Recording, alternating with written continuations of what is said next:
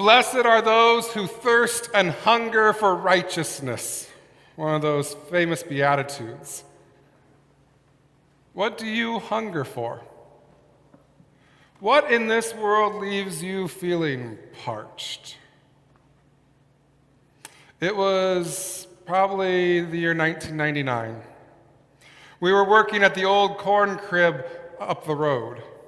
If you don't know what a corn crib is, it's like a small barn designed to hold and aerate feed corn so that it can dry out. Just think of it as a barn filled with corn, okay? Today we were working on emptying the corn crib so that we could take the harvest and sell it at the grain elevator. And as with most jobs on the farm, it's not a behind-the-desk style work.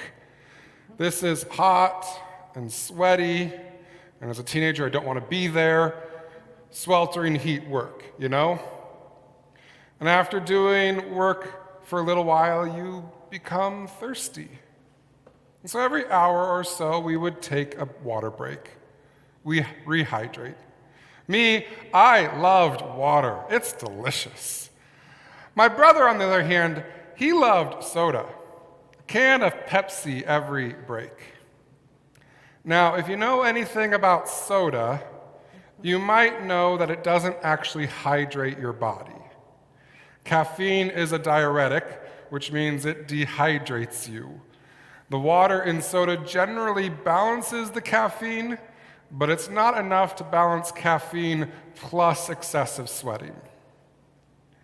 So early in the afternoon, in the heat of the day, while we were working on getting that corn crib cleaned out, my brother passed out from dehydration. His thirst brought him back to that soda hour after hour, but the soda did nothing to quench the actual thirst inside him, and it left him parched. I think about this woman and what it's like to thirst for righteousness, but only finding drinks that leave you parched afterwards, like caffeine or alcohol. I mean, there can be perfectly logical reasons why we desire these things.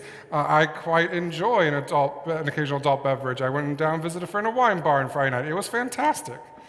But they do nothing to quench the true thirst our bodies have. This woman, she longs to drink something that gives her life an actual refreshment. For the past few years, all she's had to drink is shame and embarrassment, harassment and rejection. How do we know? Well, first of all, she's traveling in the desert at high noon by herself. That, on its own, is something no one would ever do. And we can speculate the reasons why she's doing this. Maybe she was hungover from the night before. Always a possibility. The more likely, she doesn't feel safe traveling in the morning with everyone else in town, because getting water is a daily trip everyone has to make. And why doesn't she feel safe? Probably because of the way they talk about her and tease her and harass her. 5 husbands living in sin. And why has she gone through 5 husbands? Did they all leave her? And if so, why did they leave her? Was it because she cheated or because they cheated? Unable to satisfy her man? Barren? Better options elsewhere? Untamable shrew? Or did they die? Is she cursed? Is she a gold digger? Pick any answer you want to these questions.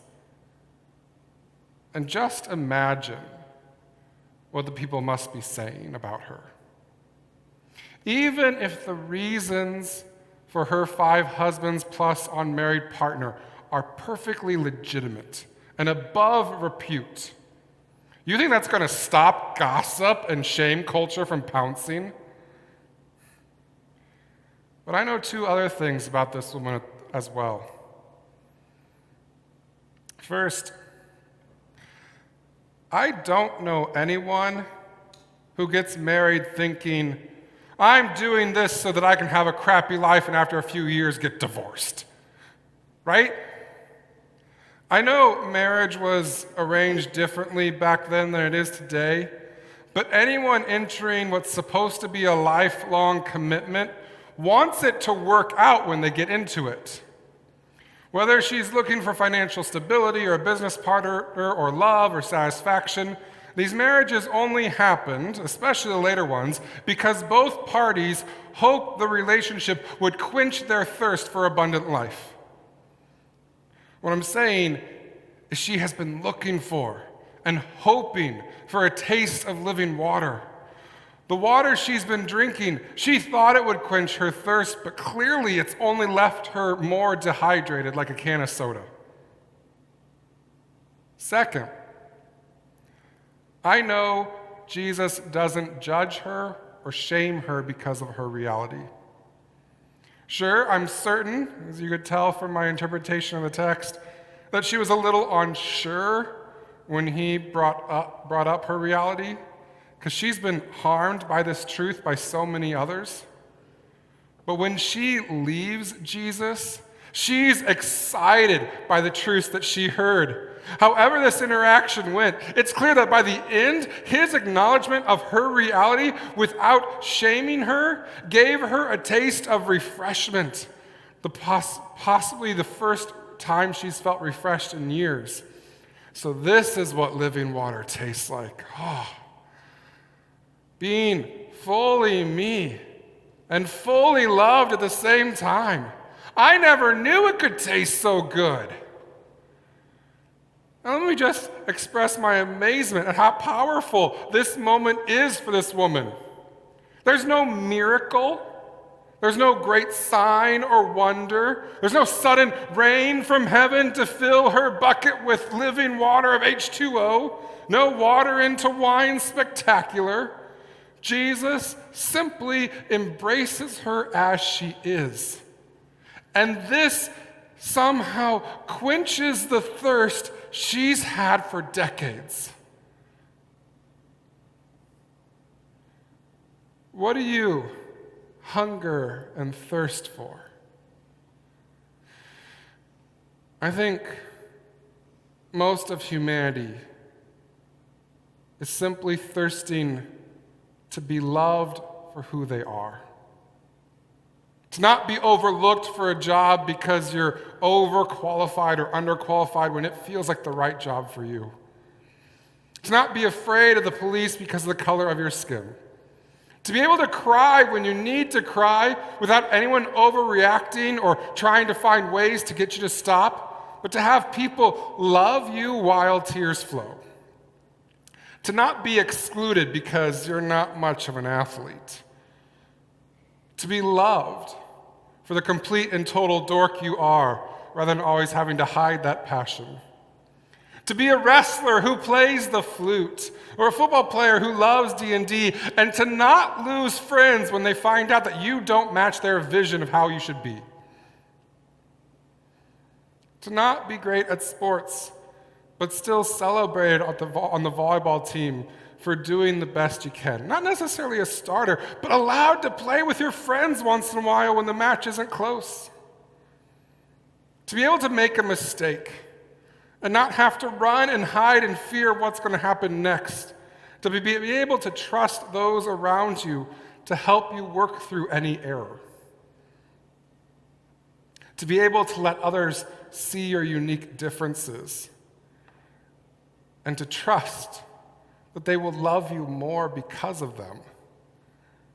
To be able to let others know you aren't perfect, but to know that you will always be perfectly loved. This is the water the woman tastes when she meets Jesus. For the first time, she is both herself and loved. And that gives more life to her than she has ever known. This is the living water Jesus gives. And I pray that this place is a place where you can taste that water. I pray for the grace to show you that you are perfectly loved. I pray, unlike the world that so easily moves to hate, for the strength to receive your truths and move to greater and greater love together as we get to know each other better. I pray Jesus gives us this living water. And I also pray the water Jesus gives us then becomes that gushing spring of water here at Mount Zion, so that everyone we meet, whether it be a Samaritan woman at the well, a stranger on the street, 3 friends coming to our Lenten soup supper that we've never met before, whoever it is, that we can quench their thirst and give them a taste of the life that Christ gives. Amen.